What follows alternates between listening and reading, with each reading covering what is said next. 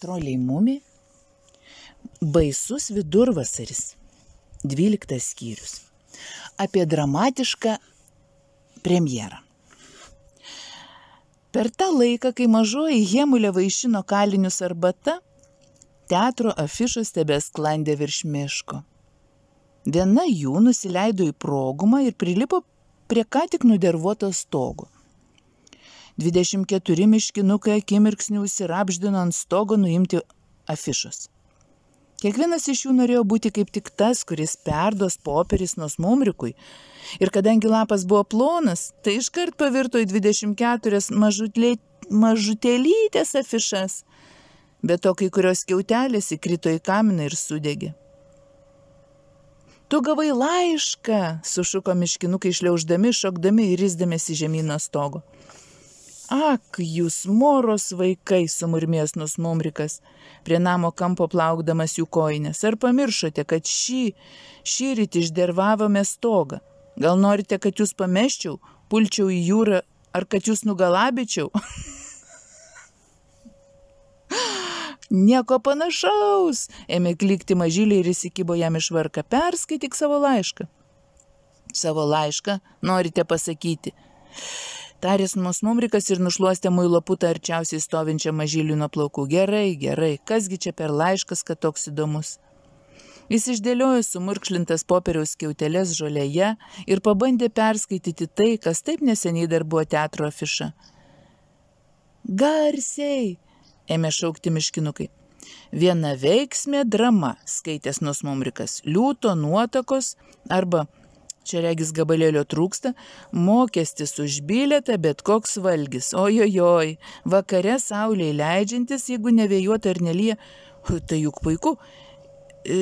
Ilti pekt, šito nesuprantu, Eglių įlankoje. Aha. Pratarės Nosmumrikas ir pakėlė akis. Šitai mano mažieji žvėriukai, joks laiškas, tai teatro afiša. Kažkas be abejonės šį vakar vaidina Eglių įlankoje. Kodėl tai vyks jūroje, žino tik viešpats Dievas, bet gal jiems veiksmui reikia bangų? Ar mažylėms draudžiama žiūrėti? Paklausė pats mažiausias miškinukas. O liūtas ar tikras? Sukliko kiti. Ar tuoj pat eisime? Nosmumrikas pasižiūrėjo juos ir suprato, kad į teatrą eiti reikės.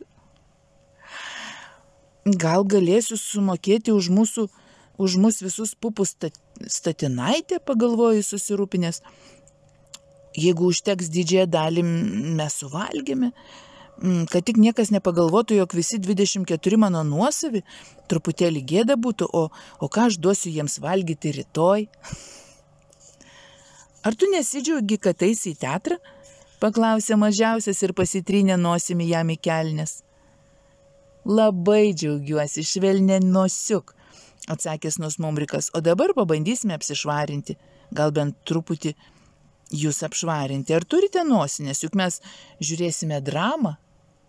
Ne vienas neturėjo. Na kągi, tarės Nosmumrikas, turėsite šnipštis į apatinius, į bet kokį drabužį. Saulė jau beveik pasiekė horizontą, kai Nosmumrikas pagaliau sutvarkė visas kelnaitės ir sukneles. Žinoma, miškinukai tebebuvo labai dervuoti, nors buvo matyti, kad jo labai stengtasi. Be galo susijaudinę ir iškilmingai nusiteikę, jie iškeliavo į Eglių įlanką.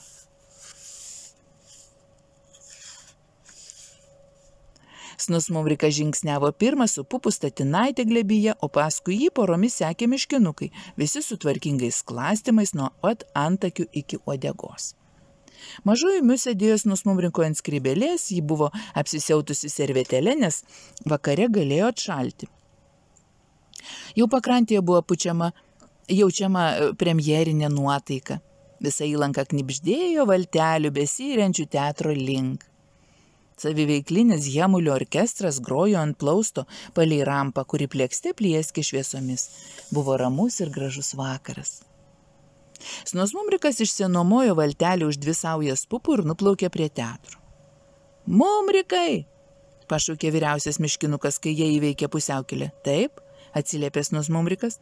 Mes turime tau dovaną, pasakė miškinukas ir smarkiai nuraudo. Snusmumrikas liovėsi įrės ir išsėmė pypkę iš burnos. Meškinukas atkišo į priekį kažkokį sumurkšlintą nenusakomos spalvos daiktą, kurį pirmiau laikė paslėpę už nugaros. Tai kapšelis tabakui, sumurmėjo jis, mes vogčiomis jį siuvinėjome. Snusmumrikas paėmė dovaną, apžiūrėjo ją, tai buvo sena filifjonkos kepuraitė ir pauostė. Tai aviečių lapai, juos galima rūkyti sekmadieniais, išdidžiai sušuko pats mažiausias. Koks puikus tabako kapšelis, pagyrė Snusmumrikas, kai bus nuostabu parūkyti tokio tabako sekmadieniais. Jis paspaudė mažyliams letenas ir padėkojo. Aš nesiuvinėjau, pasakė mažoji Miu nuo skrybėlės viršaus, bet sugalvojau aš. Irklinė valtelė priplaukė prie teatro rampos ir Miu nustebusi suraukė nosį. Ar visi teatrai panašus? Paklausė jį. Manau taip, tarė Snusmumrikas, kai pakels uždangą turėsite patylėti. Neįgriukite į jūrą, jeigu vyks kas nors siaubinga, o kai viskas bus baigta, plosite letenomis, kad parodytumėte, jog jums patiko. Meškinukai sėdėjo tylus ir prikalti ir spoksojo.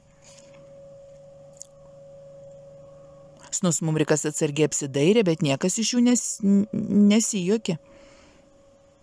Visų akis buvo įbestos į apšviestą uždangą, tik pagyvenęs Hemulis prisijyrė prie jų ir pasakė: Malonėkite entrée. Snusmumrikas atkišo jam statinaitę pupų. Tai už visus? Paklausė Hemulis ir pradėjo skaičiuoti mažylius. Ar neužtenka? Sunerimo Snusmumrikas. Ponas, gausite truputį pupų atgal, tarė Hemulis ir paėmė pilną samtį pupų. Teisybė turi būti teisybė. Orkestras nutilo ir visi ėmė ploti, paskui stojo kapų tyla. O tą tylą sutrikdė trys stiprūs smūgiai grindis už uždangos. Aš bijau, sušnibždėjo pats mažiausias ir įsikirto Snusmumrikui iš varko rankovę. Laikykis manęs, tada tikriausiai viskas bus gerai, pratarė Snusmumrikas. Matai, jie jau atitraukė uždangą. Užgniaužusiems kvapą žiūrovams pasirodė uolėtas kraštovaizdis. Dešinėje sėdėjo Mimlos duktė pasidabinusi tiulio sijonu ir papirinėmis gėlėmis. Mažoji Miu pasilenkė per skrybėlės kraštą ir pratarė. Tegu prasmengu skradžiai žemę, jeigu tai ne mano vyresnioji sesuo. Tai Mimlos duktė tau giminė? Paklausė Snusmumrikas priblokštas. Aš juk visą laiką kalbėjau apie savo seserį, pasakė Miu nepatenkinta. Ar tu visai manęs negirdėjai? Snusmumrikas žiūrėjo į sceną, jo pypkė užgeso, jis išvydo muminuko tėtį, ateinantį iš kairės ir deklamuojantį labai keistą posmą apie daugybę giminaičių ir vieną liūtą. Staiga mažoji Miu užšoko jam ant kelių ir susijaudinusi paklausė: Kodėl muminuko tėtis pyksta ant mano sesers? Jis neturi teisės pykti ant mano sesers. Tyliau, tai tik spektaklis, išsiblaškęs sudraudė jas Snusmumrikas. Jis matė mažytę storulę damą su raudona aksominė suknele, kuri kalbėjo taip, kad nepaprastai džiaugiasi, bet atrodė, tarytum jai kas skauda. Kažkieno nepažįstamas balsas užkulisiuose visą laiką šūkavo: Siaubo naktis. Vis labiau ir labiau stebėdamasis, Snusmumrikas pamatė į sceną įeinančią muminuko mamą. Ką čia veikia visa trolių mumių šeima, galvojo jis.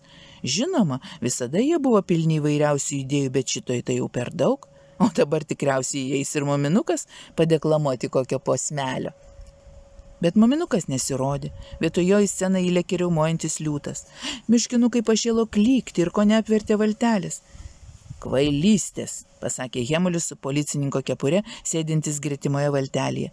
Netrupučia nepanašu į tą gražią pjesę, kurią mačiau dar vaikas. Apie princesę, kuri miegojo rožių krūme. Visai nesuprantu, ką jie čia turi galvoje. Ša, ramino Snusmumrikas savo įsibaiminusius mažylius. Liūtas tik padarytas iš seno lovos apkloto. Bet mažyliai netikėjo, jie regėjo, kaip liūtas vaikosi Mimulos dukterį, aplinkui visą sceną, mažoji Miu šaižiai klykė. Gelbėkit mano seserį, spiegė jį, užmuškit liūtą. Ir staiga jį desperatiškai šoko ant scenos, pripuolė prie liūto ir įkando jam už pakalinę koją savo mažais aštriais dantukais. Liūtas sukliko ir pertruko per juosmenį. Žiūrovai matė, kaip Mimulos duktė pakėlė aukštyn mažąją Miu, o ta pabučiavo jai į nosį. Jie pastebėjo, kad niekas nebedeklamuoja hegzametro, o kalba paprastai. Jiems tai net patiko, nes dabar pagaliau galėjai susigaudyti, apie ką pjesės veiksmas. Buvo kalbama apie kažką, kas išplaukė per potvinį, patyrė siaubingų nuotykių, o dabar vėl parsirado namo. Ir dabar visi iš džiaugsmas trakaliojo ir ketino virti kavą. Dabar man regis, jie vaidina geriau, pasakė Hemulis. Snus Mumrikas ėmė kelti visus miškinukus ant scenos. Sveika, muminuko mama, linksmai pasisveikino jis. Ar negalėtum jais pasirūpinti vietoj manęs? Pjesė darėsi vis smagesnė ir smagesnė, visa publika palengvėlė susikraustė ant scenos ir pati dalyvavo vaidinime, valgydama mokestį už bilietą, kuris buvo išdėliotas ant svetainės stalo. Muminuko mama nusikratė sunkius sijonų ir pagavo lakstyti iš vienos scenos galo į kitą, nešiodama kavos puodelius. Orkestras užgrojo Hemulių maršą. Muminuko tėtis spindėjo, džiaugdamasis tokiais įsidėmėtinais įvykiais, o misa buvo taip pat laiminga, kaip ir per generalinę repeticiją. Staiga Muminuko mama sustojo scenos viduriai ir išmetė ant grindų kavos puodelį. Jis atplaukė. Sušnibždėjo ji ir visi aplinkui nutilo. Iš tamsos artėjo irklų plekšenimas, tai lindžiavo mažytis varpelis. Mama, sušuko kažkas, tėti, aš grįžtu namo. Čia tai bent, tarė Hemulis, mano nuosavi kaliniai, čiupkit juos tuoj pat, antraip jie supleškins teatrą. Mama pripuolė prie rampos, ji pamatė, kaip muminukas paleido į jūrą irklą, bandydamas apsukti valtelę. Sutrikęs pamėgino irkluoti su kitu, bet valtelė tik sukasi ratu. Valties gale sėdėjo maža liesa Hemulė, malonios išvaizdos, ir šaukė nesijaudinti. Bėkit, sušūktelėjo muminuko mama, čia policija. Ji nežinojo, ką jos muminukas padarė, bet nė neabejodamas stojo į jo pusę. Laikykite kalinius, būbavo stambusis Hemulis, jie sudegino visus skelbimus ir privertė parko sargą šviesti. Publika, kuri valandžiukė buvo truputį suglumusi, dabar suprato, jog vaidinimas tęsiamas. Visi padėjo kavos puodelius ir susibūrė prie rampos pasižiūrėti. Griebkit juos, riaumojo įtūžęs Hemulis. Žiūrovai ėmė audringai ploti. Palūkėkit, romiai pratarė Snus Mumrikas. Čia turbūt koks nesusipratimas. Mat tuos skelbimus be jokios abejonės nudraskiau aš, o parko sargas tikrai dar tebešvyti? Hemulis atsigręžė ir įbedė akis į Snus Mumriką. Tik pagalvokit, kaip pigiai gyvens tas parko sargas, nerūpestingai varė toliau Snus Mumrikas, sėlindamas prie rampos. Jokio elektros energijos skaičiavimų. Gal net pypkiai įsidegs pats nuo savęs ir įsivirs kiaušinį savo ant galvos. Hemulis nepratarė nė žodžio. Jis tik palengva artinosi, skėtės didžiulės letinas ir taisėsi čiupti Snus Mumrikui už apykaklės. Ėjo vis arčiau ir arčiau, šoktelėjo ir tą pat akimirką. Scena siaubingu greičiu ėmė suktis ratu, visi išgirdamas juoką, šįkart nepilna neapykantos, o pergalinga ir džiugu. Viskas atsitiko taip greitai, kad žiūrovai jau nebesugebėjo sekti veiksmo, netekę pusiausvyros suvirto vieni ant kitų, 24 maži miškinukai apgulė Hemulį ir tvirtai įsikando jam į uniformą. Snus Mumrikas, kaip tigras, liuoktelėjo per rampą ir pataikė į vieną iš tuščių valtelių. Muminuko valtį apvertė bangos ir Freken Snork, Filifjonka ir mažoji Hemulė pradėjo plaukti teatro link. Bravo, bravo, da capo! Itališkai pakartoti, šaukė žiūrovai. Kai tik muminukas iškišo nosį iš vandens, tuoj apsigręžė ir pasileido plaukti prie Snus Mumriko valtelės. Sveikas, pasakė įsikibdamas krašto, baisingai smagu tave matyti. Sveikas, sveikas, atsakė Snus Mumrikas, šok čia, tai gausi pamatyti, kaip pasprunka mano policijos. Muminukas įsiropštė į valtį ir Snusmumrikas ėmė irtis iš įlankos taip, kad vanduo virte virė.